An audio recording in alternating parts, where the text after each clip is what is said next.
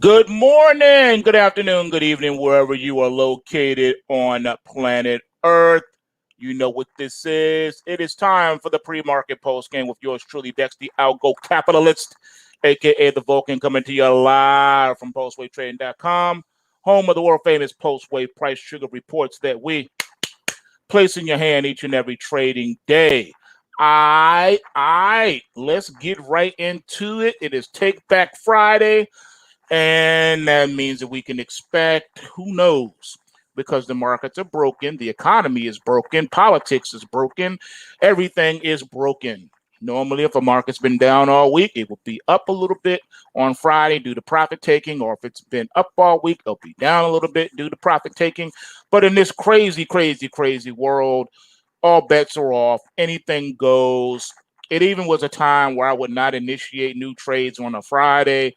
It looks like that's about to change, ladies and gentlemen. That's about to change because of the current dynamics we see ourselves in. So yeah, we're gonna be switching. Starting next week, it's gonna be whatever it is, whatever it is. Only because the way the markets are moving right now, and you got all types of meddling, that's been going on with the Fed, but it seems like the Fed has actually been backing off. I don't think people realize that the Fed has basically said we've turned off our laptop and have pushed back from our desk and we're on the golf course. Whatever happens, happens. Yeah, I don't think people realize that, but that's kind of the way it's feeling. All right, let's get some business out the way. Overnight markets are as follows. The Dow is down 114 points at 26,601. The NASDAQ 100 is up 27 points at 10,918 and 3/4. The mini S&P 500 is down 9 points at 32.29 even. Russell My Hustle down 5.2 points at 1441.8. And the mighty Bitcoin Futures Composite Index down 35 at 10,690. Nat gas off 3 pennies at $2.21. Crude oil off 40 cents, trading at $39.90 a barrel.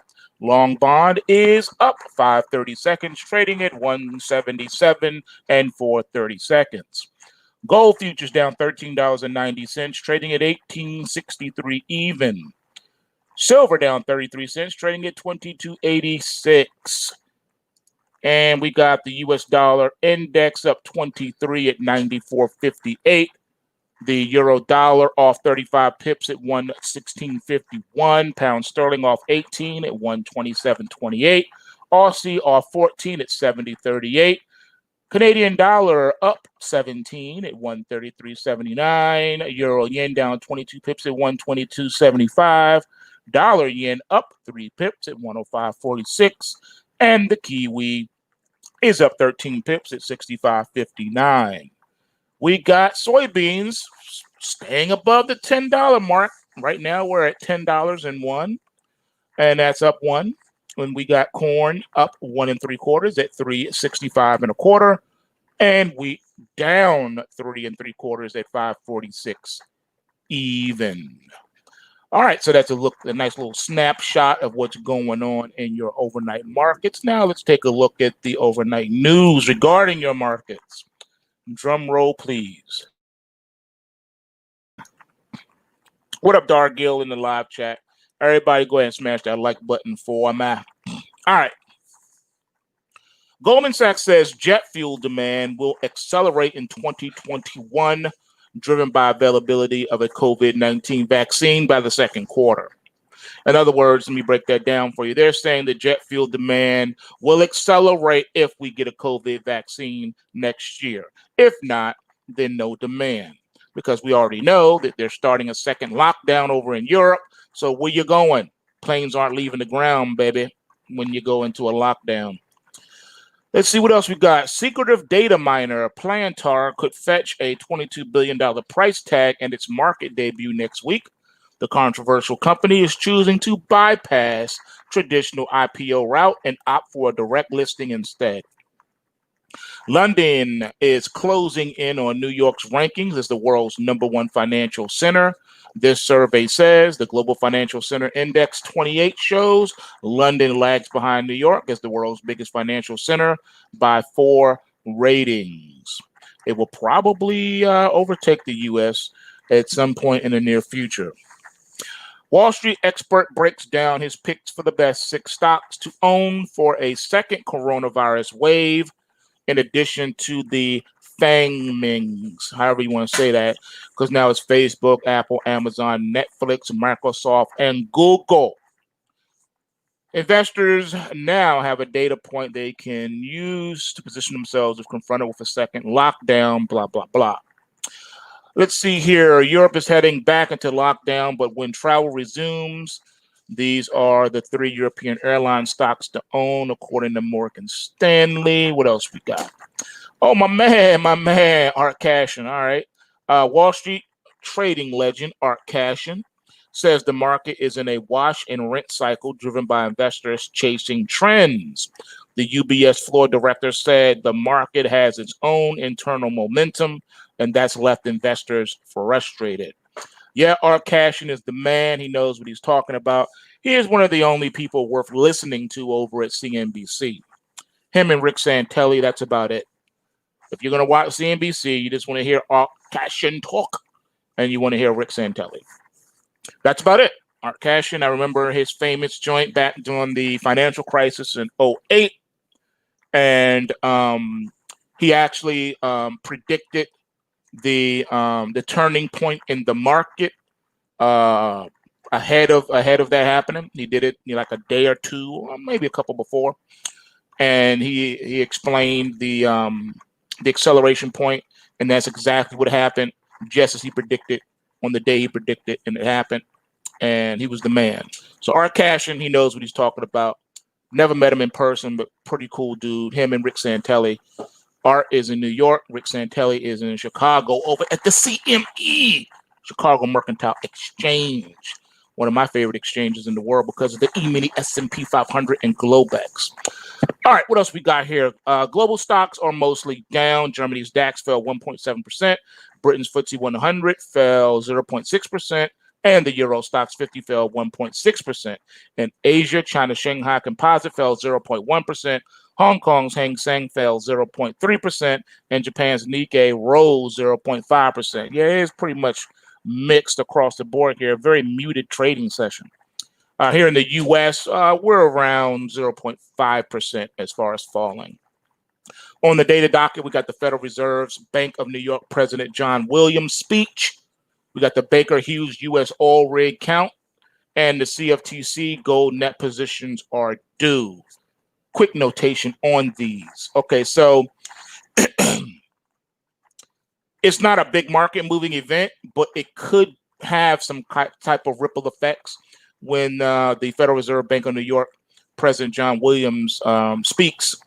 If he slips up, trust me, it will make sound waves across the pond.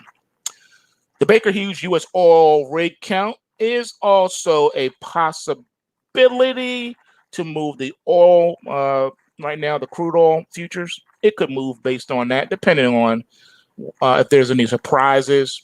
Barring any surprises, there'll probably be a muted session for that too. But the CFTC gold net positions, now that could be quite eye-opening. Just keep in mind that when you're looking at the COT reports, things like that. Remember, those things are like 30 days old. So it's telling you, okay, here's where the net positions are. Here's where the big commercials are. But they could have moved in and out of that trade, long before the COT report comes out. And the COT report is simply the commitment of traders report, okay? And that's something that comes out, it's a futures thing. It's not an equity thing. It's not a forex thing, and it's not a excuse me, a cryptocurrency thing. It's strictly futures.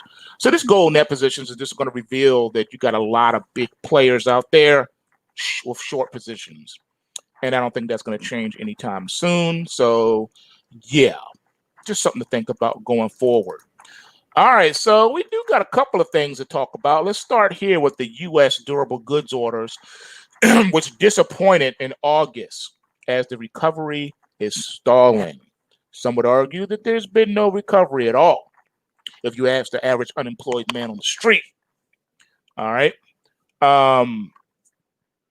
After 3 straight months of aggressive rebounds, analysts expected preliminary August durable goods orders data to slow dramatically, but the actual print was even worse than expected, rising just 0.4% month over month versus 1.5% month over month expectation. Yeah, that's abysmal. That is abysmal. That's a huge miss. If a stock were to miss like that, it would be bloody. They would have to probably cease trading in that security for a while just to cool the market off. So on a year-over-year basis, durable goods orders are down 6.3% and appear to have reached the zenith of the recovery. So in other words, that's it. On the bright side, capital goods shipments, non-defense, ex-air, a proxy for business investment, rose 1.5% month over month, better than the expected 0.8% month over month. But nah, I don't think so. I don't think it's going to happen. I'm sorry. The economy is toast. They killed it when they went into the lockdown mode, which was stupid. But here's something that's also just as equally stupid, but I told you it was coming. I told you they meant what they said. They said what they said. You know, at the end of the day, people say what they say. You can try to, backtrack it after the fact. But at the end of the day, you say what you say. You know, if you come off and you say something stupid, it's really hard to retract that later, unless you said what you said, but it was taken out of context. You see what I'm saying?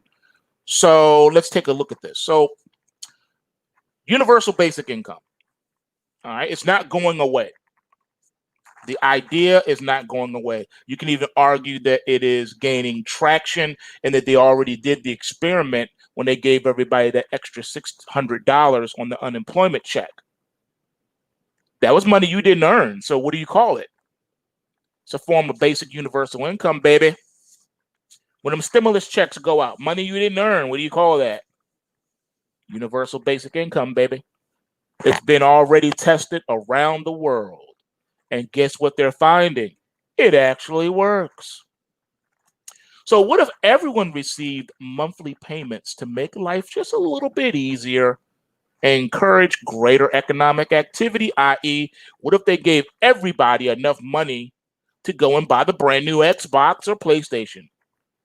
What if, right? What if? People would buy it. You don't know that, Dex? Yes, I do know that, because when they did the pre-order fiasco, the Xbox sold out in like 5 minutes, and the PlayStation did too. So they're all out of pre-orders now, which makes no sense to me. Why would you create artificial scarcity? That doesn't make any sense. Unless what they're really telling us on the low, is that we have to do the pre-order thing this way because we can't afford just to make 30 million units. We can only afford to make what we know that is guaranteed people to buy. So when you pre-order, you're paying the full price for it up front. So how do we know that you're not giving them the money up front so they can build the machines? They're only doing it made to order. That's something to think about, because it doesn't make any other sense. Why would you limit how much money you can make? If I was Sony or Microsoft, do you think that I would only be looking to make however of those pre-orders that you got, and that's it? Why would you limit your money? Business 101. Why would you limit your money? You don't. You want what if everyone in America said we want one, but you only gave out, let's say, 1 million of those Willy Wonka golden tickets? Now you've limited your money to just 1 million, when 400 million people said they wanted your product. So you just shot yourself in the foot. So it's telling me that there's something going on with the manufacturing. There's something going on with the money. The money ain't right. So they say, pay us up front, and then we'll build the machines. And then that way, on the release date, we ain't got a problem. We can say, look how much money we've made. Oh, look at these earnings. So when they post earnings reports, look, we got great earnings, because you guaranteed yourself a limited amount of earnings to look good on paper. And they say, yeah, we'll build some more machines. But when and if that ever happens, you're creating artificial scarcity, not because you want to increase demand. See, you only create artificial scarcity when you're trying to increase demand for something that otherwise is not there. That's another rule of business. If there is no demand for your product, you have to create that demand. But when it comes to PlayStation 5 and the new Xbox X, you ain't got to create no demand. People already want the product. You got long-term Xbox and PlayStation fans. And you have a lot of professional gamers out there. And a lot of them have gaming channels on Twitch and YouTube and other social media outlets. So they have to buy all the machines anyway. Most gamers have every machine that's out. They're not just limited to Xbox or PlayStation. They have both an Xbox and a PlayStation. All right. And that's minimum. They're gamers that have just about every system that ever came out. All right. Because that's what they do. That's how they eat. That's their money. So they're going to buy it anyway. You ain't got to create an artificial scarcity. They're going to buy it anyway. They got to. How they going to make videos and do live runs with no box? They got to buy the box. So this just doesn't make any sense. Not when you have that. I mean, come on. You only really got 3 companies that's in the game right now. Let's be honest. You got Nintendo, you got Microsoft, you got Sony. All right. Google is not even a mention. Google cannot hang with these 3 companies. Nintendo is the godfather of video games. Everybody knows that. They set the bar. They run the market. They are the godfather. Microsoft and PlayStation, well, they're lieutenants. They battle it out back and forth. But at the end of the day, you don't need to create no demand for that. Every time these big AAA titles drop, they make good money because it's in demand. People want the next Mario. You don't even have to market or advertise or make any kind of commercial for a Mario game. All you gotta do is say Mario sold out. Everyone wants it. So it's Mario. You don't need to see a pre-play. You don't need to see a playthrough. You don't even need to see a commercial. Just say Mario and it's gone. Sold out. Sold out. That's like saying, oh, 2K has another 2K. Now we just dropped one, but now we got another 2K. This is 2K21 plus. Sold out. Come on, there's a new Zelda game sold out. You ain't got to. People don't even need to see. They don't need to see screenshots. Just say a new Zelda's coming out. Bam. It's gone. Sold out. We got a new Pokemon. Sold out. That's just how it is, man. That is how it is. So it doesn't make sense that these companies that already have enormous fan bases would create artificial scarcity. The only meaning that can be derived from this is that there's something going on with the money. The money ain't right. These lockdowns hurt them more than maybe what they're telling. And so they have to get people to pay up front before they make those machines. That is the only thing that I can extract from this. It doesn't make sense. Don't make no sense. Don't make no sense. Don't make no sense. Enter universal basic income. Is universal basic income just going to be just for people? Or is it also going to be also a secret bailout for corporations? Will there be a universal basic income for corporations as well? Remember, we're still under the auspices of too big to fail. So we have all these zombie corporations walking around, biting the necks of government handouts and sucking out all the stimulus blood they can get. What about them? Well, that's the exact premise behind universal basic income. The idea of universal basic income as a means to both combat poverty and improve economic prospects has been around for decades, actually. But as visual capitalist Omri Wallach notes, with the COVID-19 pandemic wreaking havoc on economies worldwide, say it right, say with the COVID-19 pandemic lockdowns that wreaked havoc on economies worldwide, momentum behind the idea has been seen all over the place. Countries all over the place talking about it. Now, of course, the money to fund basic income programs has to come from somewhere.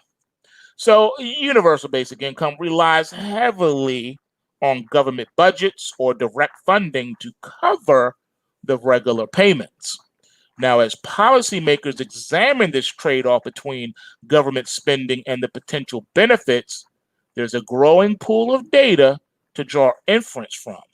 In fact, basic income has been piloted and experimented on all around the world, but with a mixed bag of results, believe it or not. Yep. So you have to ask yourself a question. With that being the case, really, what are we talking about here at the end of the day? What are we really talking about? What makes basic income universal? Well, the acronym UBI for short operates by giving people the means to meet basic necessities with a regular stipend. In theory, this leaves them free to spend their money and resources on economic goods or searching for better employment options. Now, before examining the programs, it's important to make a distinction between basic income and universal basic income. All right. Now, with these parameters in mind, and thanks to data from the Stanford Basic Income Lab, there are 48 basic income programs that demonstrate multiple features of UBI and are regularly cited in basic income policy. So you got the universal, you got the regular, you got the unconditional, you got the individual, you got paying people in cash payments. Who knows? They may even pay people in Bitcoin. But some MAP programs are past experiments used to evaluate basic income, while others are ongoing or new pilot programs, including recently launched programs in Germany and Spain. Now, recently, Canada joined the list as countries considering UBI as a top policy priority. Now, in a post-COVID world, if that even exists, but as the past experiments show, ideas around basic income can be implemented in many different ways. Now, basic income pilots have seen many iterations across the planet. Many paid out in US dollars, while others chose to stick with local currencies. And let's see, many of these programs meet the classical requirements of UBI. And of the 48 basic income programs tallied, 75% paid out monthly, and 60% were paid out to individuals. Did you peep that? 75% paid out monthly, and 60% of the 75% were paid out to individuals. So where's the rest of it being paid out to? Corporations! Straight up. Straight up. Straight up. Oh, and by the way, in case you didn't know, you can Google this and look it up. The high courts have ruled that corporations are people. A corporation can be people. A corporation can be political. A corporation can be religious. Yes, according to the high courts, corporations can take on personifications of human beings and be considered a person. Yeah, man. Peep the law review on that one. Google that. You'll be surprised. You'll be surprised. Now, for various reasons, not all of these programs follow UBI requirements. For example, 38% of the basic income programs were paid out to households instead of individuals, and many programs have paid out in lump sums or over varying time frames, sort of like lottery winners. Now, interestingly, the need for better understanding of basic income has resulted in many divergences between programs. Some programs were only targeted at specific groups, like South Korea's Basic Income for Farmers program, while others, like the Baby's First Years program in the US, have been experimenting with different dollar amounts in order to evaluate efficiency. Other experiments based payments made off of the total income of recipients. For example, the US, the Rural Income and New Jersey Income Maintenance experiments paid out using a negative income tax return on earnings, while recipients of Canada's Ontario Basic Income Pilot received fixed amounts minus 50% of their earned income. Now, is basic income the real deal, or is this just some type of thing that you're doing, wishful thinking? Well, we don't know just yet. Now, some like the initial pilots for Uganda's 8 program were found to result in significant multipliers on economic activity and well being. Other programs, however, returned mixed results that made further experimentation difficult. Finland's highly touted pilot program decreased stress levels of recipients across the board, but didn't positively impact work activity. Again, I don't know why you want to highlight work activity when technically speaking, the spirit of universal basic income is just that. You're giving that in lieu of working because we know that employment is changing, employment conditions are changing, and they know going forward that they're going to remain tens of millions of people out of the work industry permanently for varying reasons, such as health, age, lack of skills. And these aren't just some skills that you can just open up a facility. It's not like we're going to open up a school for typing so we can teach people how to type. That's anyone. You can do that with anyone. Anyone can do that as long as you have fingers and hands that work and you can type. You can hit the buttons. You're good. But we're not talking about simple jobs like that where you can use robots and machines. We're talking about highly sophisticated things. Like you can't just take everyone who lost their jobs in retail and send them to medical school to be a doctor.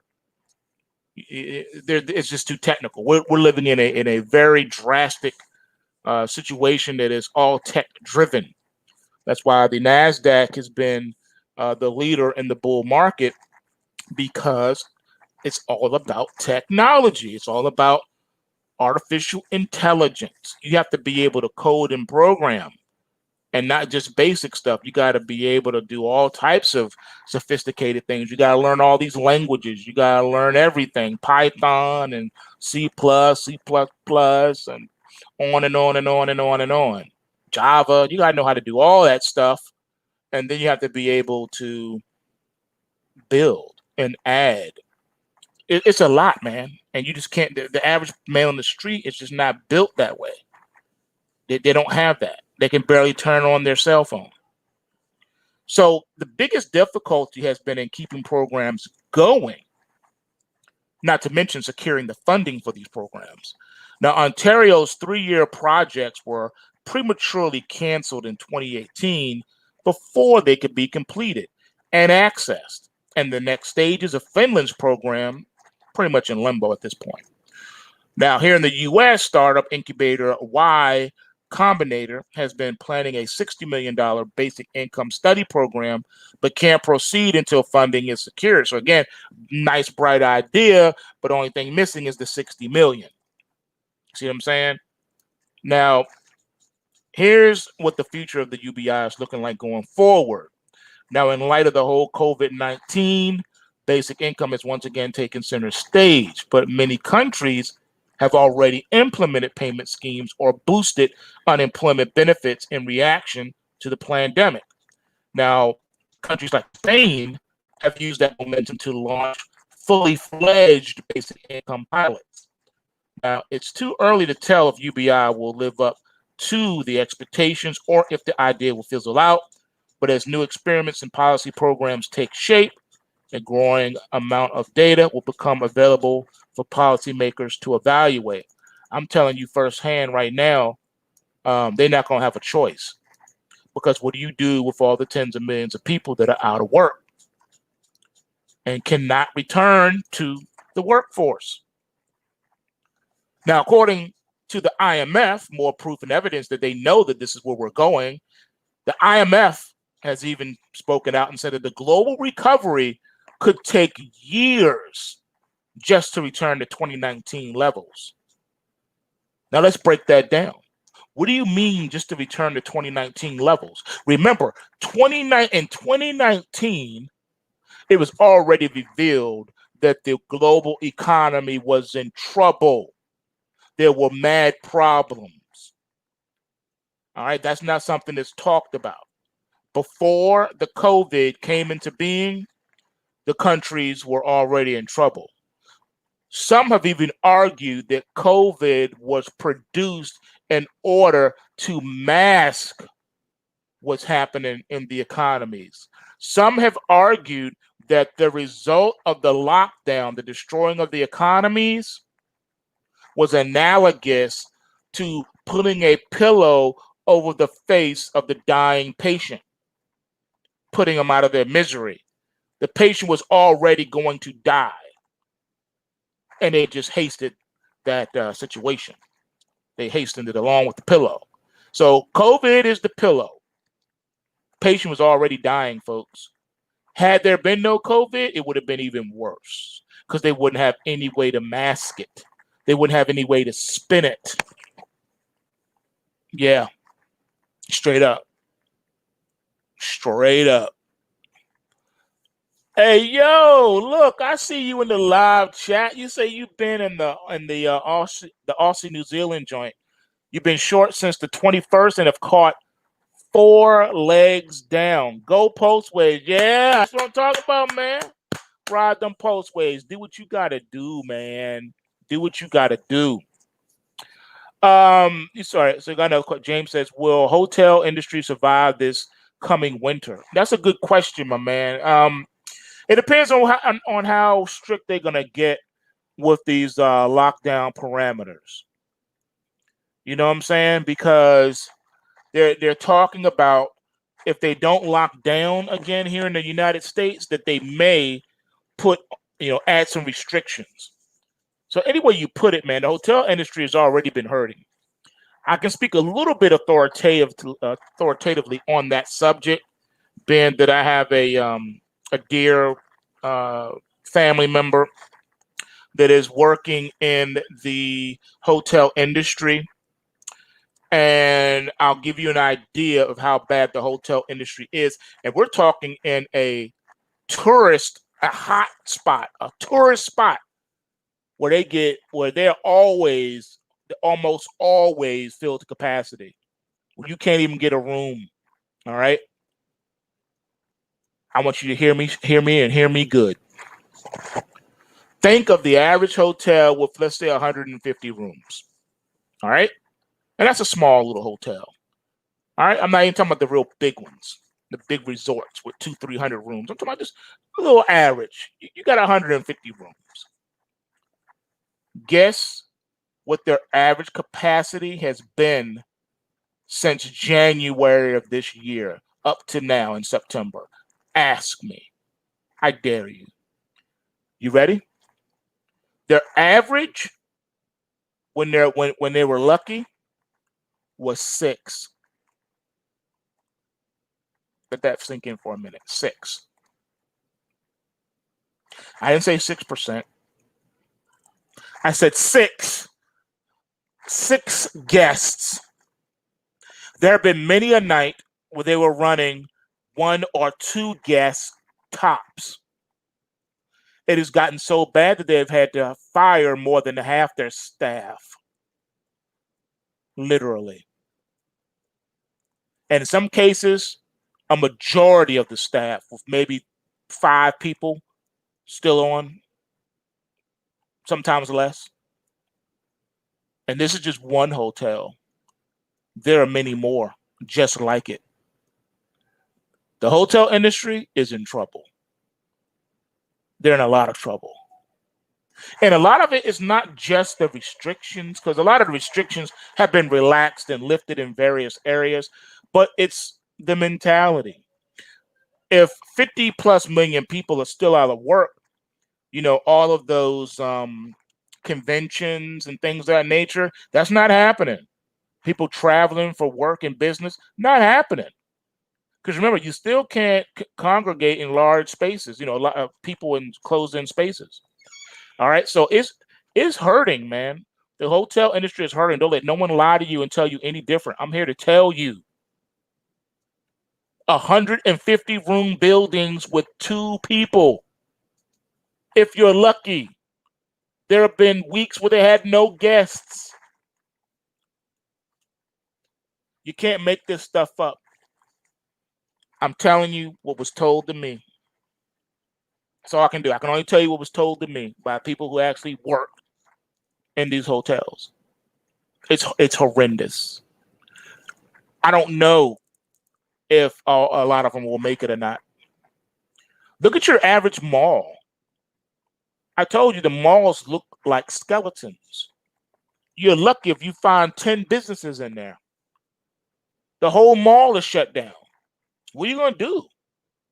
You know it's bad when you see a 7-Eleven or a McDonald's or Starbucks packing up and closing shop. You know it's bad. The economy is bad. It's bad. You trying to tell me McDonald's can't make no money? 7-Eleven can't make no money? Starbucks can't make no money? Please. Please. Now, you're going to know it's really bad, ladies and gentlemen, when you start seeing liquor stores close down. Liquor stores, they start closing down, you know it's bad. You know it's real bad. You know it's bad. People don't even have enough money to drink. Goodness. That's one of the things that always keeps going regardless of the economy, is people go and drink, even if it's cheap whiskey. You know, if they can't afford the Jack Daniels, they'll buy the Wild Turkey. They're going to drink something, even if it's the rubbing alcohol. They're going to drink something. They're going to get drunk. You know, they're going to do that. I'm just saying. Yeah, you know, Santana, you know, that's a whole nother story right there. You're right. Some governments are paying using hotels to house the homeless. That is absolutely correct. However, that program has been an abysmal failure, especially in Washington, D.C. Those of you that are from the nation's capital, you already know what I'm talking about. You already know what facility I'm talking about. Abysmal.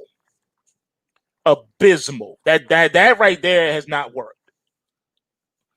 Now, those little motels, usually, you know, people live in there anyway.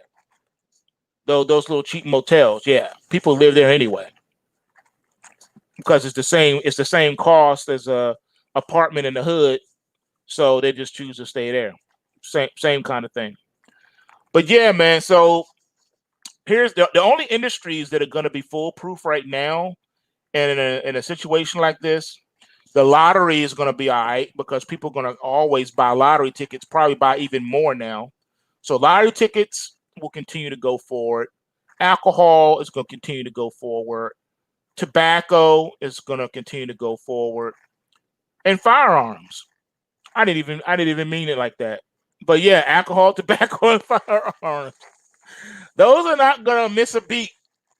People still going to smoke. People still going to drink. And guns are still going to go pop.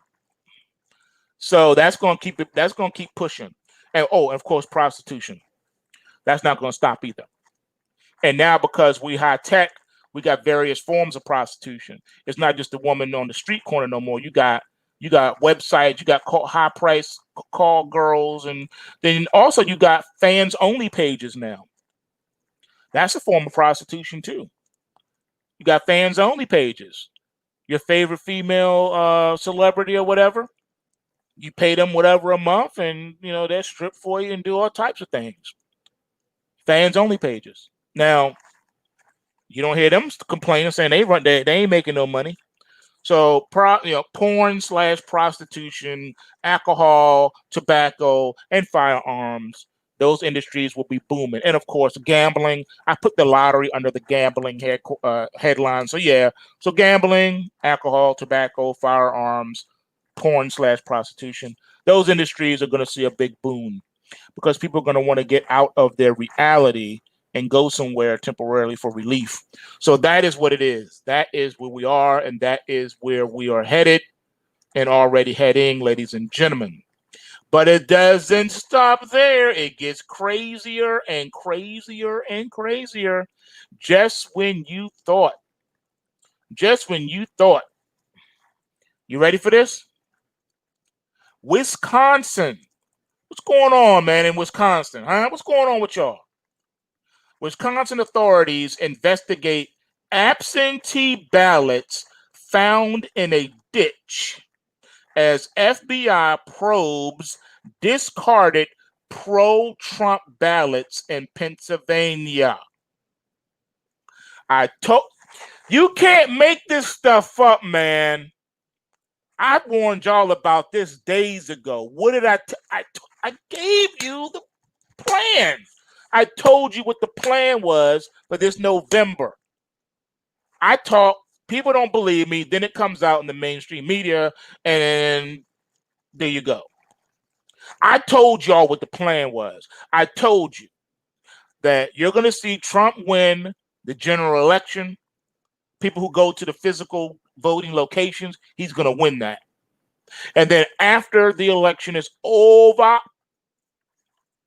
they're going to say, wait a minute, we got all these absentee ballots and we've added them up and you've lost, Mr. Trump, you're out of here. And this is how they're going to do it. You just heard it. The FBI is involved because they found pro-Trump ballots thrown in the trash.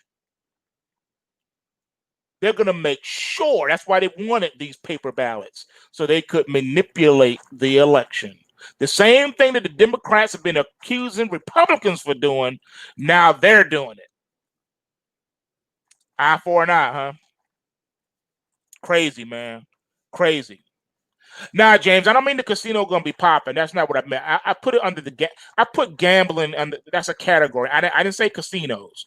Casinos have been hurting for a long time. They can't eat because the buy-in is a little bit too steep. When I say gambling, I mean local lottery, lottery, playing the lottery, people shooting dice, playing CeeLo, card gambling, online gambling. That's the kind of gambling I'm talking about the poor man's gambling. Going to a casino is a little bit too much. They can't afford that. But the average person can definitely go down to the street corner, down to the alley and play CeeLo and shoot craps. They can definitely go to the corner store and buy a lottery ticket. They can definitely log in and do some online gambling. They can do that. They can do that. That's what I mean when I say the whole casino thing, the whole gambling thing. But the casinos themselves are hurting, man. They're not going to be popping at all. If you want to know what's really popping above all of those things, word on the street is the trap is popping. The trap is popping these days. That's what the word on the street is. That's what the word on the street is. The trap is popping. It's popping. It's on and popping. I wouldn't know. But the word on the street is that's what's popping. See, when you trade for a living, you have your ear to the street. You know what's going on, not just in, politics, not just what's going on in Wall Street, but you got to know what's going on in Main Street as well. So I keep my ear to sports gambling is in that too, James. Yeah, sports gambling. That's a big deal now. Correct me if I'm wrong. That's another thing too. This live stream has the greatest listeners in the world. You guys help me a lot. Somebody hook me up. That new ETF, the gambling ETF. What is that joint called? I did add it to the PulseWave reports. I just don't remember the ticker. Is it BETS? Is it BETS? Sports betting. I think it's called BETS. BETZ or BETS. BETS. If somebody could look that up and let me know. BETS. Yes. There's a ETF for that. Absolutely. But that's where we are now, man. That's where we are. If the average person looked at how much money they spent, on any type of gambling over the course of a year, they would have enough money to buy stocks. So they could have made an infinite more amount of money than they could buying a a lottery ticket. DraftKings, yeah, there you go. That's another one. Yep. That's another one. That is another one. I forgot about the DraftKings. Matter of fact, hold on a second. I might have to add that because I know I'll forget. DraftKings. I've been hearing about that. All right, DraftKings. Yeah, the trap house is definitely shaking right now. Yeah. All right. For those who don't know, the trap house is the facility where illegal narcotics are distributed, sold, or manufactured. So that's the trap. All right. I don't mean the music, trap music. They call it the trap. We used to call it the crack house. All right. So a trap, drugs can be sold directly out of a trap, or a trap can be used as the manufacturing facility where they bag up everything and weigh and all that other stuff that they do, cook, whatever, cook it up, whatever. So it just depends on how they got it, set up. But back in the day, the crack house was the crack house. But nowadays, everything's all sophisticated, so they call it the trap house. Trap house is where the drugs are. All right, that's the trap. That's where everything's been made up. Sometimes that's where they keep all the money at too. Keep a lot of money up in there, whatever. Depends on the level of sophistication and the people that's involved in doing it. Yeah, I know all about that. But nope, I was never involved in that. I'm not a gangster. I'm not a criminal. Never been arrested, thank God. No record. And I've never dealt drugs a day in my life. Never used drugs a day in my life. Doesn't mean I don't know people who did though. But no, that was not me. That was never me. I'm not a street dude. I'm not a thug. I'm not a gangster. No, none of that. Never shot nobody. Never hurt nobody. Never stabbed nobody. Never cut nobody. So no, I'm not about that life. So I'm not gonna pretend that I'm hard or thorough. Not a gangster. Not a punk. Not soft. But not a gangster either. Not a street dude. All right. So yeah, that's what the trap is, man. Yep, that's what the trap is. And you would think that all that was done away with in the mid '90s when the authorities had these big sweeps and they came in and cleaned up them streets, and they ain't way they used to be. Back in the '80s, you had the open air drug markets. You didn't need a trap house. You could literally stand on the street corner and hand to hand hustle in front of the police and not be arrested. I'm not kidding. You can't make this stuff up. Facts. Then all of a sudden, one day they say, okay, we're not going to let this happen no more. Now it's time to start arresting people. And that's what they did. But as you see, drugs have never stopped. You can make an argument that there are more people on drugs now than there ever were. Yep. So the war on drugs has been a complete flop, failure, and I think it was just designed to put brown people in prison, but that's another broadcast. Let's get back to these ballots, though. So the police in the swing state of Wisconsin are investigating how 3 trays of mail, which included absentee ballots, ended up in a ditch after the mail was found at 8 a.m. Tuesday morning near a highway before it was immediately turned over to the U.S. Postal Service, according to Fox 11 News. The United States Postal Inspection Service immediately began investigating, and we reserve further comment on the matter until that is complete, said USPS spokesman Bob Sheehan in a statement. The incident comes a mere 5 weeks before the presidential election, which has been steeped in partisan bickering over the system of mail-in and absentee ballots and wavering trust in the alternative system. Due to the coronavirus pandemic foolishness, which marked a grim milestone this week of over 200,000 deaths in the U.S., voters are expected to cast ballots by mail-in record numbers. We expect more than 3 million Wisconsin residents to vote in the November election, which means even more first-time absentee mail voters, Megan Wolf, the Elections Commission administrator, said in a statement earlier this month, according to Fox News. Now, prior to the pandemic, just 6% of Wisconsin voters cast absentee ballots by mail. However, during the state's April primaries, that number jumped to 60% when 1.1 million out of 1.55 million votes were conducted through the Postal Service. During the August partisan primary, Wolf said that 82% of the 867,000 votes cast were via absentee ballot. During said primaries, thousands of voters across the state complained that they never received the absentee ballots they requested. Whoa, strike one. In one case, a Milwaukee postal worker said that 3 bins of absentee ballots had never even been delivered. Strike two. Meanwhile, in Pennsylvania, the FBI and the Office of the United States Attorney found 9 discarded mail-in ballots from members of the military, all cast for President Trump. Strike three. According to the DOJ, since Monday, FBI personnel working together with the Pennsylvania State Police have conducted numerous interviews and recovered and reviewed certain physical evidence. Election officials in Luzerne County have been cooperative. At this point, we can confirm that a small number of military ballots were discarded. Investigators have recovered 9 ballots at this time. Some of those ballots can be attributed to specific voters and some cannot. All 9 ballots were cast for president candidate Donald Trump. So they threw out military ballots in Pennsylvania, ladies and gentlemen. On Thursday, President Trump told Fox News' Brian Kilmeade on his radio show that mail-in ballots are a horror show and that missing ballots are emblematic of thousands of ballots which could be lost this year. Trump tells Brian Kilmeade on Fox Radio that these ballots are a horror show.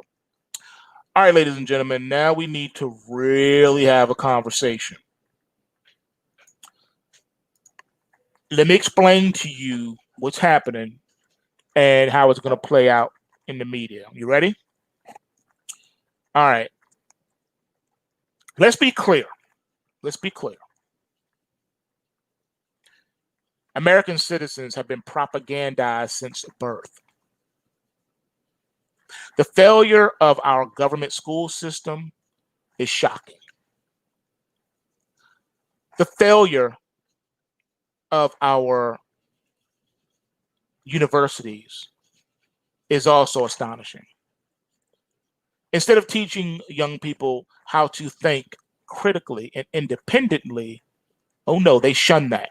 You have to parrot the musings of your professor if you want to pass that class.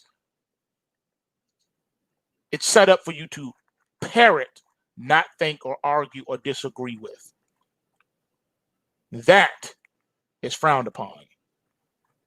If you want to pass, you got to parrot all the foolishness that your professor is spitting at you.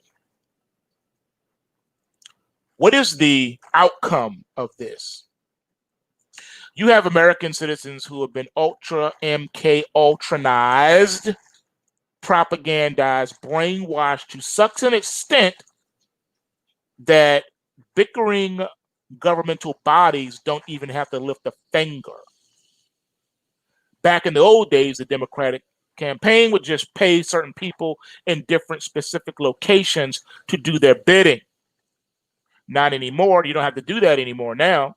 All you have to do is rile the people up so much that they will do your bidding for you without you even telling them to. So now you have American people that hate Trump so much that they're willing to put their government jobs on the line to break the law. Anyone who is uninitiated does not understand the seriousness of the crimes of messing with the U.S. postal system. All right, it is a crime. Putting these ballots in a ditch is a crime. That means a postal worker who hates Trump did this. That's the only way this could have happened. Because this comes from the post office. You don't want to fall in bad terms with the U.S. Postal Inspector. That's not a place you want to find yourself. You don't want to be on the opposite side of that. Those are serious crimes and carry with them serious federal sentences. So you have people now discarding mail. The last time I heard of something this epic and this monumental was in the nation's capital back in the 90s, when some disgruntled postal workers decided that they were going to quit midday. Now you would say, okay, so what? They can hire another postal person. Not so fast. The postal worker I'm talking about drove the tractor trailers with millions of pieces of mail on it. And they found a couple of these trailers parked in places that you would not expect them to be, stacked full of mail, undelivered. That's right. This happened in the nation's capital back in the 90s, ladies and gentlemen. Yep. It's the last time I heard of something like this, of this magnitude. That means a lot of Social Security checks were not delivered. A lot of important mail was not delivered to people in a timely manner. Can you think of the thousands of lives that were affected by that? When people do this dumb stuff, they don't take they take no account of how it's going to affect other people. All right? I'm just saying. This is a problem, ladies and gentlemen. This is a problem. This is a problem. So you got people who hate Trump so much that they're willing to put their job in jeopardy. Instead of delivering the ballots, they throw them in a ditch. They're willing to do anything to make sure that Trump does not win re-election. Democrats don't have to do it. They can say, I didn't tell them to do that. We didn't pay nobody to do that. They did that on their own. We don't even know who that person is. They did that on their own accord. That had nothing to do with us. That's what they will say. That's what they will tell you.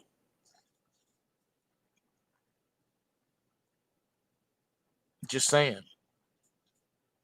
Just saying. Scary, isn't it? This is what we are, though, ladies and gentlemen. Now, as far as the airlines are concerned, man, I see you, James. The airline industry has been hurting for a long time. It's not uncommon for you to hear the large carriers filing bankruptcy, emergence from bankruptcy, whatever. As far as I'm concerned, the airline industry has not been the same since the early 2000s when Fly went under, when Independence Air went under. That changed the game a lot. These lockdowns killed the American economy and all different various aspects and forms of the American economy. It did a lot of damage to it, man. Airline industry has been in trouble for a minute. That has not changed. It's just gotten worse because of the lockdowns and all the restrictions now. Even though some flights have resumed, the international ones are not. International flights, I don't think so. Local flights are doomed enough. But think about it. They're saying, okay, you can fly again, but let's say you have an airliner that has 100 seats on it. Because of the whole COVID thing now, they're saying the most people you can put on that plane may be 50, maybe even 25. You have to fly at that level of capacity. That's bankruptcy already. A lot of these airlines, their margins are so narrow that they have to have, if you got 100 passenger plane, you got to have like at least 90 people on that plane, pretty much. 80 at the worst. You can't have more than 20 empty seats because the cost of fuel alone, you won't cover your cost of fuel. Airlines barely make any money. They really don't. They're not big money makers. They're just not. So to tell an airline, you may look, this may be a popular airline. Let's say JetBlue has 100-seat planes. That's all they have is 100-seat planes, and they always they have an average capacity rating of 80 people. But now because of COVID, you're saying you can't have more than 50 people on a plane, and those kind of close quarters, they may tell you 25. There's no way they're going to be able to afford to keep flying like that. No way in the world. Okay? Nowhere in the world. They can't. That's what killed Fly.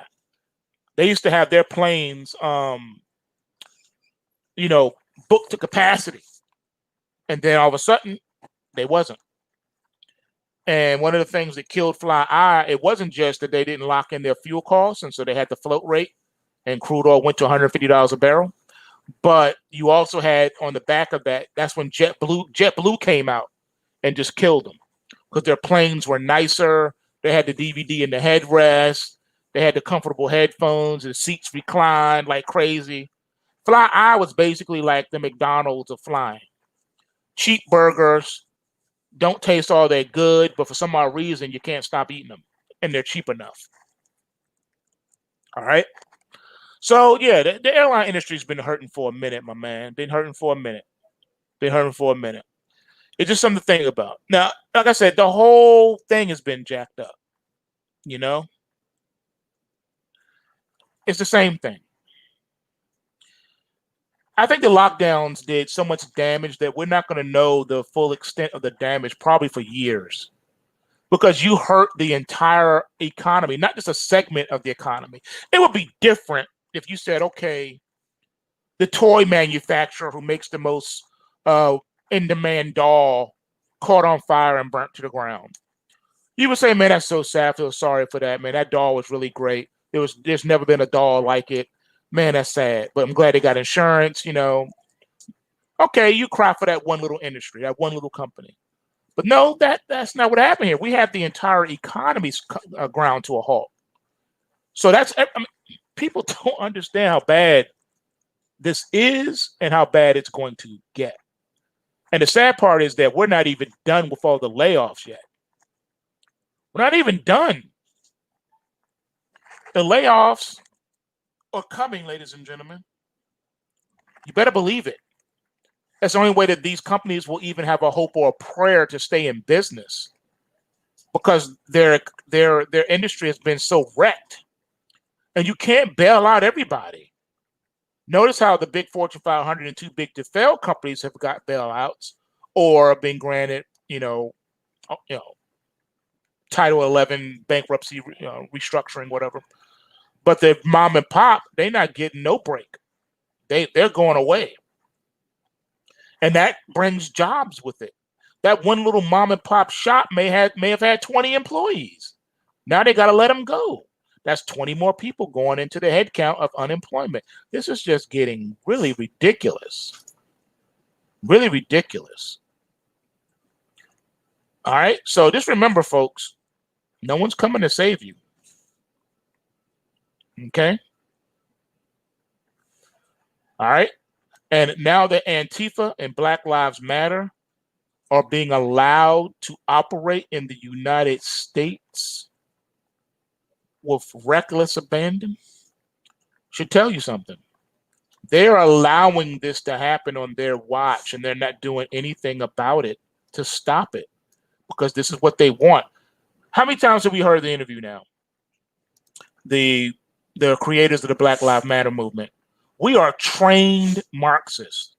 They have been trained in civil disobedience. They've been trained in how to do terrorist activities. They've been trained. So they're not just being paid and bought for, but they've been trained. We basically have Al Qaeda operating in the United States, going unabated because of the infighting between the people that are in power and the people that want power. The people that want power are worse than the people that are in power. So you're darned if you do, you're darned if you don't.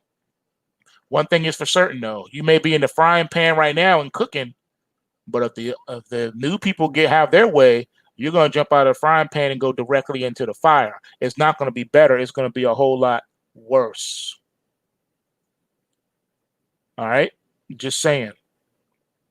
We are in a very precarious situation. We've never been here before. I know about all the analogies comparing us, to the Great Depression. I'm aware of them drawing analogies to the financial crisis, but neither one of those comparisons do justice.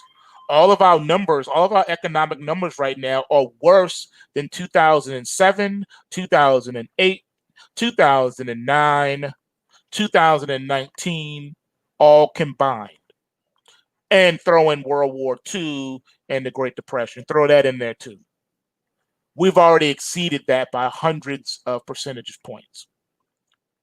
All right. So there's been no situation like this in U.S. history.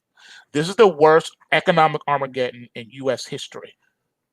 And no one seems to be batting an eye about it. They're going like, this ain't nothing. They'll figure it out. No, you can't figure this out. There is no figuring this out. This is the worst possible situation that this country could be in. It has not been this bad ever, ladies and gentlemen. They single-handedly put a stop to an $88 trillion world economy. Shut it down. Grinding halt. Turn off the computers. Unplug the machines. That's what they did. And now they think, we can just pick up where we left off at. How do you figure? How do you figure that? That's insane. That's insanity. But we live in this insanity world now. And unless the people can turn this around, it's going to get worse. And let's be honest, it's not going to get better. There's nothing the people can do. You think the looting and rioting is changing things? You think Black Lives Matter and Antifa have the power to change anything? They're not changing anything. They're doing the bidding and the agenda of their masters that is paying them. Who do you think's financing them? Where's the money coming from? It's coming from your governing bodies, your elected officials. They want as much chaos as possible so they can roll out their new agenda, their new world order. It is what it is. Yes, this is nothing but the brown shirts. Did you all know that this is something that's come right out of Hitler's playbook? That's what Hitler did. See, that's what I'm saying. The dumbing down of the American populace is astonishing. We got people that are participating in these riots with college degrees, master's degrees even, and they're participating in looting and rioting. And they know nothing about their past, so they're doomed and destined to repeat it, ladies and gentlemen. It's the same thing Adolf Hitler did. What did he do? He pushed to defund the police so that he could have his brown shirts go out there and wreak havoc without anyone being the wiser or being in a position to stop it. Okay? Just letting you know that. Just saying. Just saying. Not only that, but what about how Black Lives Matter has removed language about disrupting the nuclear family from their website? See, now people have been pointing out their website and reading directly from their own words, so they've been changing that now.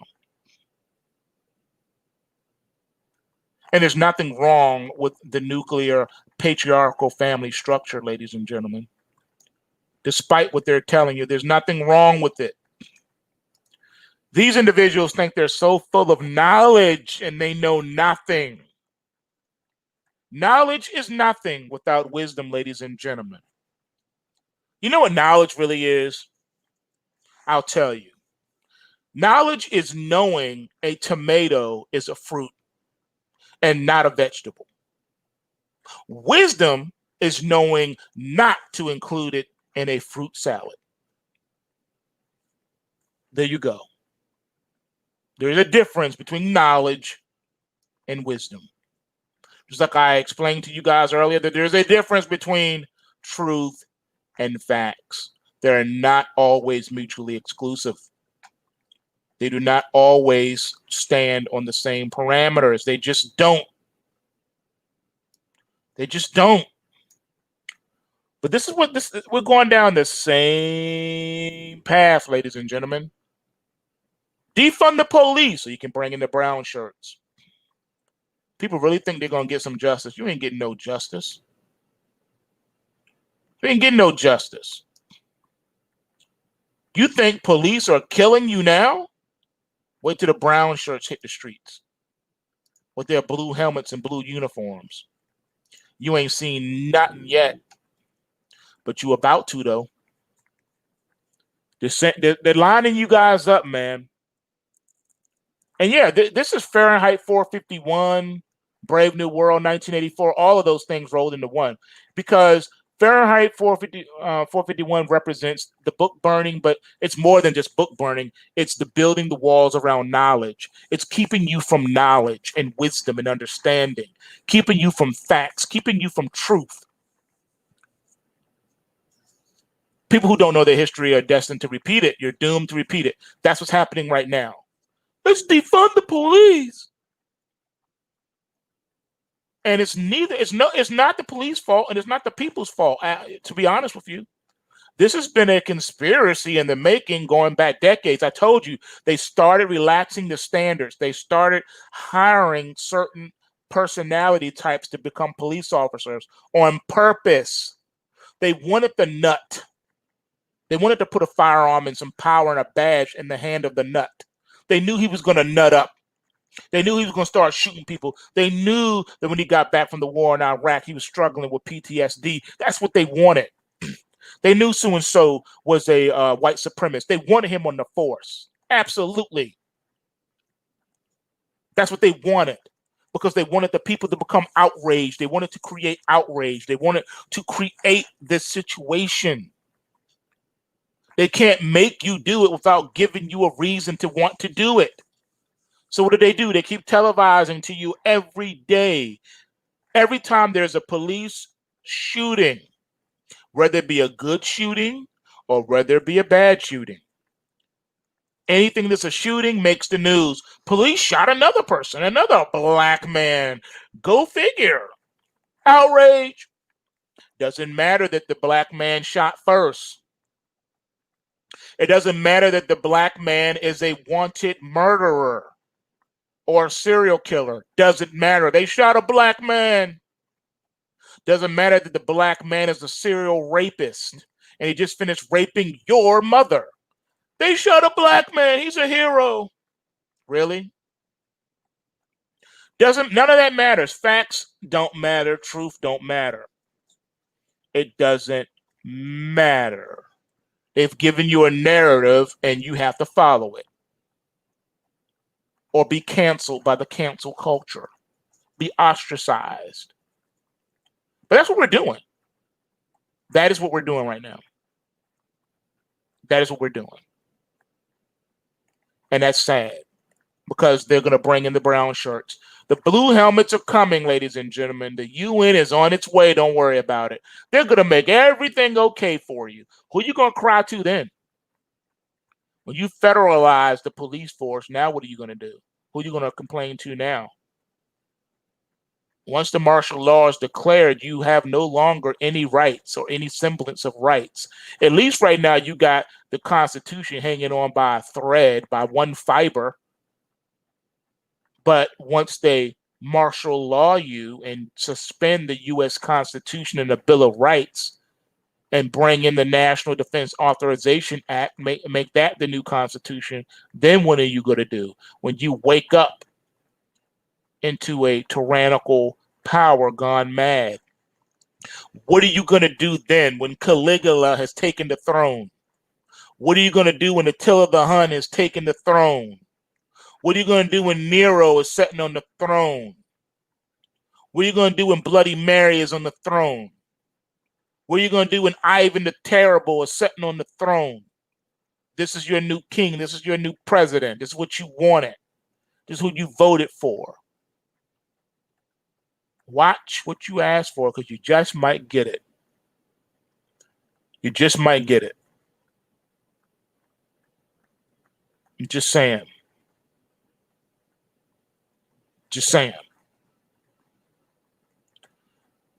A basic history course, I think, would have staved off a lot of this.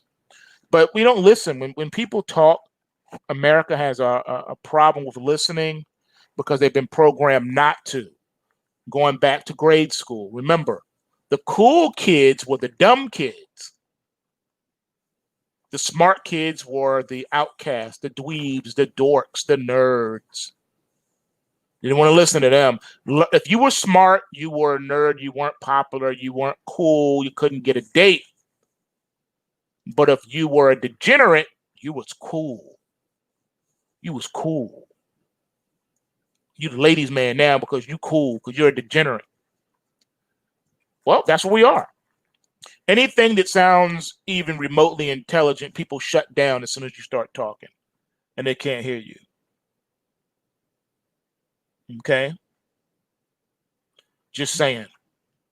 Just saying. Do the knowledge to this stuff. Peep the science behind all the things that's going on, and then you'll be able to have understanding. Because right now you're getting the okie doke. They're hitting you on so many multiple levels you can't even see straight. You don't even see the punches coming anymore. So not only do you have paid terrorists bought and paid for by George Soros and other foundations, but then you got all types of corruption in your government, in your Fortune 500 corporations, and no one seems to bat an eye with that. So the Supreme Court is not here to save you. They're not going to save you. All right. The Constitution was not neutral. It is not neutral. The Constitution is not neutral. It was designed to take the government off the backs of the people. But that's not what we got right now. That is not what we got. It's not what we got. We have a overthrow. We're under a coup right now. It's a coup. It's a takeover. We're going to have the nuts running the insane asylum now. Straight up. I've told you guys, man, it is what it is. Someone wrote that too. Someone wrote that. They told me that what I had said, what I was telling you guys had already started coming to pass. Yeah, they told me that the other day. They told me that. And again, you can't make this stuff up. I tell you guys things so you could be forewarned. Forewarned is forearmed. Yeah, I got your message. I'll read it real quick on the air. It said, Dex, you were right about them rounding people up. I watched them in action last night in Kentucky. They let them march until it was time to go home, and people were still out there talking about blank the police. They started closing in on the protesters, and the protesters switched streets and thought they got away. But the popo turned the corner. They ran another way, and the police was on top of buildings with lights, helicopters, drones, and that LRAD weapon. It was over for the protesters. They discovered they got outflanked, and every single one of them went to jail. That's over the top, man. That's over the top. I told you they know who the terrorists are. They're gonna round them up. Useful idiots. Once your usefulness has run out, once they've seized power, it's a wrap. It's a wrap. As far as what do I think about the Supreme Court justice who Trump is going to pick and all that other stuff?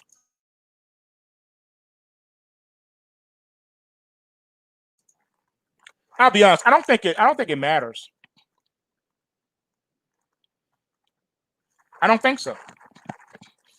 I don't think it matters. I think regardless of who gets in there, there's whoever has seized power by then is still going to win out in the end and do what they want to do. I don't think it matters. I don't think it matters. It doesn't matter which party gets to pick the replacement to fill Justice Ruth Bader Ginsburg's seat on the U.S. Supreme Court. The battle that is gearing up right now is more. It's just another distraction and some more media hype and spin to keep us oblivious to the steady encroachment on our rights by the architects of the American police state. Americans can no longer rely on the courts to mete out justice. Although the courts were established to serve as courts of justice, what we have been saddled with instead are courts of order. This is true at all levels of the judiciary, but especially in the highest court of the land. the U.S. Supreme Court, which is seemingly more concerned with establishing order and protecting government interests than with upholding the rights of the people enshrined in the U.S. Constitution. And as a result, the police and other government agents have been generally empowered to probe, poke, pinch, taser, search, seize, strip, and generally manhandle anyone they see fit in almost any circumstance, all with the general blessing of the courts. So at the end of the day, ladies and gentlemen, it doesn't matter who they pick. It's still going to be par for the course. Wash, rinse, and repeat to no end. It's not going to end. It's not going to end. They're just going to keep doing what they're doing, ladies and gentlemen. So I don't see it making a difference. I just don't see how it can make a difference. I really don't. I really don't. So it is what it is, man. At the end of the day, it is what it is. It really is. It's what it is. So we'll see what happens. And it'll be just more of the same. It doesn't matter. It doesn't matter. I tell you what does matter, though. What matters the most is that you learn how to break bread with us and come over here to PulseWaveTrading.com so you can learn how to make yourself some money. You may already have a job. You may be sitting pretty, but you can always use more. Learn how to trade with the PulseWave price trigger reports before you are forced to do it. Learn how to do it now so that in the event that you lose your job, you have another income stream and you're not suffering and struggling. All right? PulseWaveTrading.com. And remember, bulls make money, bears make money, and pigs get slaughtered. So remember to take what you can and give nothing back. That simply put means to extract whatever profits you can from the financial markets on a regular basis without giving it all back in the form of losses. And I hope everyone has a wonderful weekend. I'll see you guys back here on Monday for the pre-market PulseScan. And I got a birthday coming up, man. I'm excited about that. Next week is my birthday. Yep. I'll be turning the ripe young age of... Can anyone guess my age? How old I'll be? If you can guess how old I will be, I might have a little gift for you. Guess my age. Let's see who can do it. All right. I'll see you guys back next week. Everybody else, I'll see y'all in the trading room. And I'm out. Peace.